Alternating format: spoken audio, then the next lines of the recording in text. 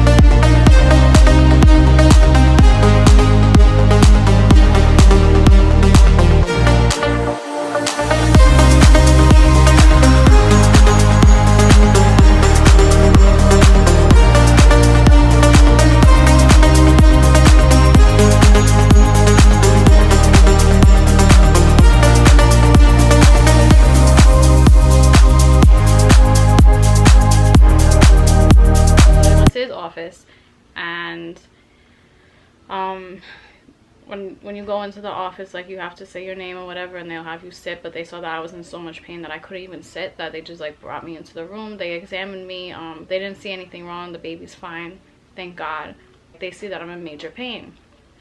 My doctor asked how like between 1 to 10 how bad is my pain, and I was like an 8 to a 9, and that's a whole other like thing, but like he was sort of doubting me, and I was in so much pain I wasn't even trying to argue with him. So he said that he's gonna call the hospital to let them know that I'm gonna come in. So we left the OBGYN, and the hospital was like a couple of blocks away, thank God. I signed my name, and they had me sign some papers, but the nurses thought that I was in mad pain, that they immediately took me into a room. They told me to get into a gown. They checked my cervix. I was I think it was like 1 centimeter dilated or something, but it wasn't like crazy.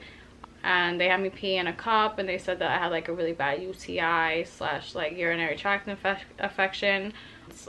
They wanted to do some tests, so they took my blood, and they gave me some medication for my pain, but my symptoms were like kidney stone symptoms, so they were sort of like worried about that. So they had me pee in a strainer every time I used the bathroom. So it was like a bucket, and then it was like a strainer. I was doing that. I was feeling a little bit better, but I wasn't peeing out any stones, so they were still confused on that. My boyfriend was there throughout everything. He was really concerned because like I can tolerate pain, but like this pain was just like excruciating. They said that they're gonna have to put a stent in me, like in my bladder, to like help the pain until like the end of my pregnancy after I give birth. And so they had to do an epidural to numb me waist down, and that's when they would put the stent in my bladder. And I was already scared about like just the stent, like them explaining it, but I already know how it was to get the epidural done. My birth plan was to not get an epidural, do it vaginally, make sure the baby's healthy. But you know, because I'm getting an epidural, it's just whatever. So while I was pregnant, throughout like the 8 months, I was always like on YouTube looking up how epidural procedure is, and how a C-section is, and all like the what ifs. I will always YouTube it and watch the video, just so I have more of a understanding of what might happen if God forbid that were to happen. When they were doing the epidural, I already knew like what to do. They wanted me to like bend forward, keep myself straight, keep myself like still. There's somebody in front of me, just like trying to take my mind off what's going on. But like when you really watch a video and it's getting done to you, it's scary, because I mean, this needle is going in your spine, and if you move just like an inch or you whatever, like you can be paralyzed. So that's just like worrisome for me. But I had to tough it out. I had to do it. Like I'm about to have a baby on the way, like by that next month. Whatever. So they did that procedure. I come out. I'm still all loopy because of that epidural and all the stuff that the rest they put in my IV. And I was in the hospital for 3 days from when I got in the hospital. So that was already scary. I don't like hospitals. I don't like hospitals at all. That whole procedure and like the pain and stuff, and then on top of that, like I'm still trying to mentally get ready, knowing I'm about to have a baby on the way in that month, in that following month, you know. Then I come home, everything's fine, but every time I went to pee, I would have blood in my urine. Now the doctor said it was normal, but I mean, they said it was gonna go away. It wasn't. It never went away. I mean, for the next month, I was still peeing blood, pretty much, with my urine. And I had like a baby shower dinner with my two best friends and my mom, and that entire time, just seeing them cook the food in front of me, I had to go to the bathroom. Like I still had the urinary tract symptoms. Just now it's with the stent in me, and that was uncomfortable. Like they did their thing, the doctors, like I'm not saying they don't know what they're doing, but like it was just so uncomfortable. Like I don't understand why they couldn't just give me something for like this, like my, I don't know, whatever. So that whole thing with the baby shower dinner was beautiful. Like my two girls came, you know, my mom was there, like we had a good time, but like every 5 seconds I would have to go to the bathroom and I'll be peeing blood. I mean, I don't want to drag it like I was just peeing straight blood. Like it was with my urine, but it was mixed with blood. I dealt with that, and I was already uncomfortable. I was having a fine pregnancy, and then I end up getting like kidney stones. Like it's just, like while pregnant, a month before I had to give birth. Like it was ridiculous. So like me and my boyfriend were just laying down, and I started like getting these pains, whatever, but I was like, nah, it's nothing, it's just brushing it off, it's probably just like something. So he left to go walk our dog and go check on his mom and stuff, and then these pains started coming in more. So now I'm thinking like it's coming and going, like it's just like a wave, like, you know. And I mean, I called my mother-in-law and I was telling her like what I'm feeling, and she's like, is it like period cramps coming and going? And I was just like, it's not like period cramps, it's just like in my lower back. Me, when I get my cramps, it's like in the front, you know. So she's like, start timing it, because it sounds like it was contractions.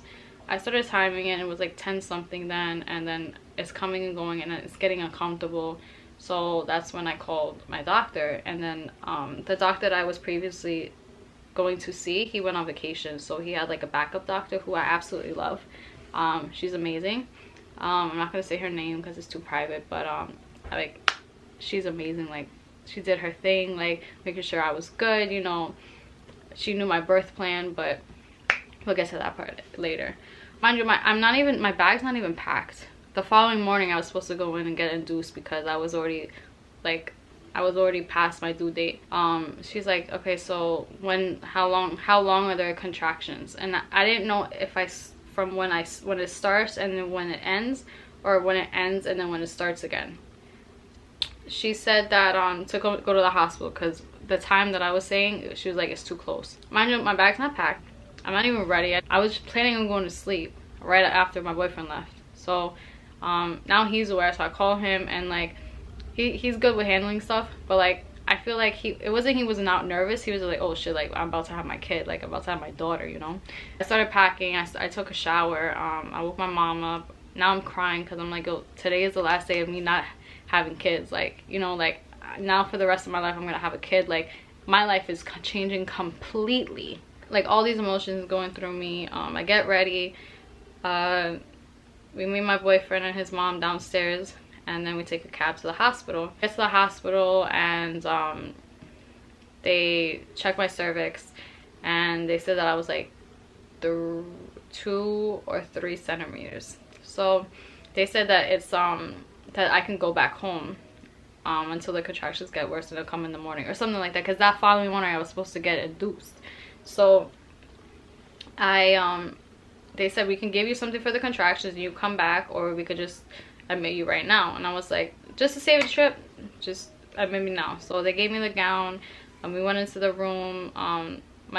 My mom and his mom were just like, well, do you want us to stay? I was like, no, you could just go home, it's fine, we'll call you if anything.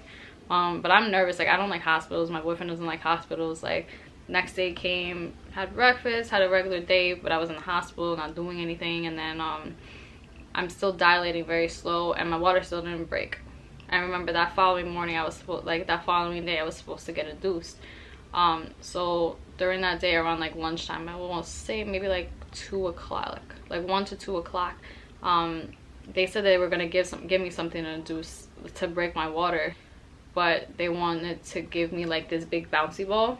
It's like, it looked like a peanut, so they'll put it between my legs and it'll help me like open my hips or something for my water to break. 2 seconds after they gave me that, my water broke. So I felt like a pop in me. Like I felt a pop in my stomach. I told the nurse, because she was right next to me writing everything down, like typing. And she's like, oh my god, that's great. Like I've never seen somebody so happy when somebody's water broke. I dilated up to like 6 to 7, and then that night it was like 10 o'clock. My boyfriend's here. My best friend Marlene was there. My mom was there and his mom was there. I think it was that night. I can't remember because it's like 3 years ago now. I think it was that night I caught a 103 point something fever, and they were really worried about me, the baby, to see if the baby would get it. So they gave me some medication to take my fever down. I wasn't dilating, period.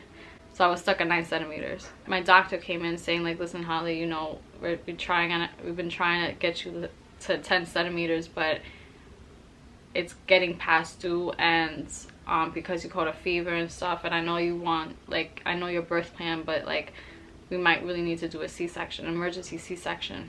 So when she said emergency, that's when I was like, oh shit, like, you know. But in my head, like I said, I've watched YouTube videos on C-sections. I know how the procedure is done. I know everything. Like I've watched it, so I already know what's coming. So they started prepping me. Everything was going so fast. Like they brought me into the C-section room, like the surgery room, and they started prepping me. They gave me more epidural. I think it was a different type of epidural because it was a C-section. I'm laying on the bed. They put like a blue gown in front of me, and I can't see anything from here down. My boyfriend's there. He's like, I'm here. But like I'm nervous, but like I'm so drugged up that I can't even like swallow.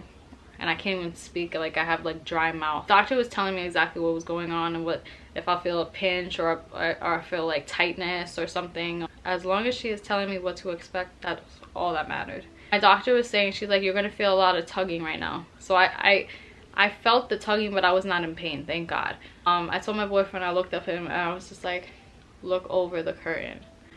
And he's not really good with all this like gruesome stuff. I told him to look up. He's like, no. I was like, please just do it for me.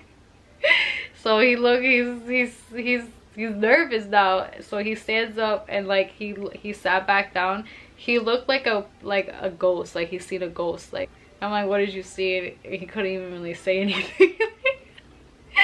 Like if you guys know my boyfriend, like he's a serious dude, but like having him, like for him to see something so like gruesome like that, it was hilarious. Like, cause my stomach's wide open, like, you know, like my doctor says that you're gonna feel pressure, and that was gonna be the baby. So I felt like this big blob come out. No pain. I felt like little pressure, but it was no pain. I knew it was her, and then I was like waiting for a cry, because that's when, like, when the baby cries, I think that's when like their lungs expands and like start to breathe air, because they're in an amniotic fluid, so they're just like in water. When we heard her cry, I was just like, oh my god. They dried our daughter off. They weighed her. They told us how much she weighs. Yo, shorty was 8 pounds 9 ounces. If you guys see me in person, you guys know I'm very small, so me carrying this big baby was like, what? Like their father held her for the first time. He was like his face, like it just like brightened up. That was just like a fantastic moment. They started closing me up, and then that's when I felt everything. didn't think that I felt everything, but I mean, I knew I felt everything because I passed out in pain. My boyfriend's like, give her more epidural, like she's crying, like I know she's in pain. Like he was holding me down, but nothing. I passed out. I woke up in the recovery room. When I got into the recovery room, I started shaking. Like my body was shaking. Like I looked like I just had no control over my body. Like, I mean, I was like literally shaking like this. But they said that it was normal. So I slowly was like, the shaking was like under control. I seen my my boyfriend, his mom, Marlene, and my mom. They didn't want me to, I couldn't see the baby after that.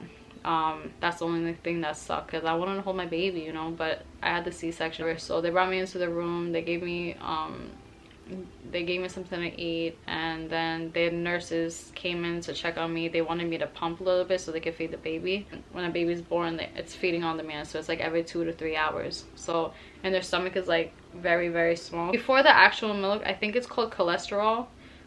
So it's like a yellow milk, and it's really healthy for the baby, for newborns especially. They said it's fine for me to go see the baby, but they wanted me to get up because I haven't gotten up yet since I've had the C-section. So I mean, when they told me, oh, we can take you to the baby now, I mean, I quickly got up, and they're like, Holly, be careful, because you know you just had C-sections. My bad, guys, my daughter was calling me, if you guys are not here. So I quickly got up, and the nurse was like, Holly, be careful, like you just had a C-section. I was just like, I just want to see my baby. So they brought me into the NICU because I had a fever. They brought the baby into the NICU just to make sure she was good. So she was in there for 2 days. They wheeled me in the wheelchair into the NICU, and my daughter was the biggest baby in the room. Like, as a newborn, I mean, like, she was the biggest one. And she was the first baby on the left, I remember, and she was like wrapped up in a burrito, and I was like, crap, like she wasn't me. Like, she was so, I mean, she was so big. Like, I've held newborns before, but like she was the biggest newborn I've ever held. Like, and I'm small, like, again, like I said, like it was crazy. Started taking pictures of her, and you know, it was a good bonding moment. I had skin to skin. So I had like nothing on, and I just have her with her little diaper on and no clothing, and just skin to skin. It's very good for babies. They I think it's for like sensing smell and just being very like close to their mom. So did that, fed her, went back to my room, and then came back again after the 2 hours. I mean, I didn't get sleep for those 3 days. My boyfriend was there the entire time. He was having skin to skin with her too. And I mean, it was a beautiful moment. Like, we just, like, the moment was just like, there was no words. So after that, they wanted to send me home like the 3rd day, but I asked to stay an extra day just because I was a little nervous on like actually leaving to go home with having stitches, you know, in me from the C-section, and if it, like, you know, I was just nervous. So they allowed me to stay an extra day. They were actually surprised because I was not like a patient that was complaining about everything. Like, I really didn't want any help from them or anything. Like even with latching on, like my boyfriend, I don't know how my boyfriend knew this, but like I was having a hard time with like having the baby latch onto my breast. So he was like, he literally just like took my whole breast and just like put it in her mouth, and I'm like, how do you know this? Like he was like he was an expert at this. Like, it was crazy. I really love the hospital I was at too. Like I said in the other videos, I want to become an RN, and my goal is to work in that hospital, because I feel like that was just like the experience that I had. I would want everybody to have an experience, and I feel like I would be a really good registered nurse in that hospital. So then we had my daughter's godfather come see the baby, and we were getting ready. We had to get the car seat ready, because by law you have to leave with the baby in the car seat in New York. So me and my boyfriend trying to figure out this car seat thing, like, we didn't understand it. Like, just putting it together, it seems simple, but it was really hard. Like, we just didn't understand this. So it took us like an hour and a half. We were supposed to leave like example like 6 o'clock, and we left at like 7:38 because we couldn't figure this out. My daughter's godfather was just like there, just like laughing at us. Like, we had to sign the birth certificate stuff, and I had to put that in. I had to sign some other papers, discharge papers, like a folder, because when I had the baby, they had like they had a log sheet for breastfeeding, and if I pumped or left boob, right boob, and when I ate, and when the baby pooped, and when the baby peed. So it was like a whole log sheet. I still have it here. So I wanted to keep that, so I was organizing my folder with that, and I wanted the last thing from dinner from the hospital, because I know hospital food is disgusting. I mean, but this food was like good. Like, it wasn't just like you broke your leg and you have to stay in the hospital and you have that food. I mean, this was like labor and delivery floor food, and it was really good. I had a glazed salmon with what was it? I think it was mashed potatoes and beans, but like you just need a little salt and pepper, and it was really good. Yeah, that was my story. But got home, my mom met us outside, very happy that we're all home, and it was like a very emotional feeling being able to bring my daughter to our room, you know. This is the room that she's gonna be growing up in. This is the house she's gonna be growing up in. You know, that's my life. You know, my boyfriend was just speechless, because you know he has his kid. You know, it was just like love at first sight for him. Like, and I remember like the look that he gave her when it was the first time he's seen her. It was like, and holding her, it was just like, there's no words. Now I got almost a 3-year-old, 3 years later, almost. And I already have another daughter. But the next story is going to be about having Felicity and that pregnancy. And I can say, guys, that every pregnancy is different. So I hope you guys enjoyed this video. It was pretty long, I'm sorry. I have to go get my kids now. I do want to give a post shout out to Chip and CJ. I spoke to them before I started recording this video, and they wanted a shout out. If you guys want another shout out, just comment below that you said that you turned the notifications on, and I will take note, and I will show you guys the next video. Thank you. If you have not already, please like this video. I would appreciate it. Share it. I'll post it up on my Instagram, and that'll be it. Thank you guys. I hope you guys enjoy. Now my daughter's about to be at the door. Bye guys.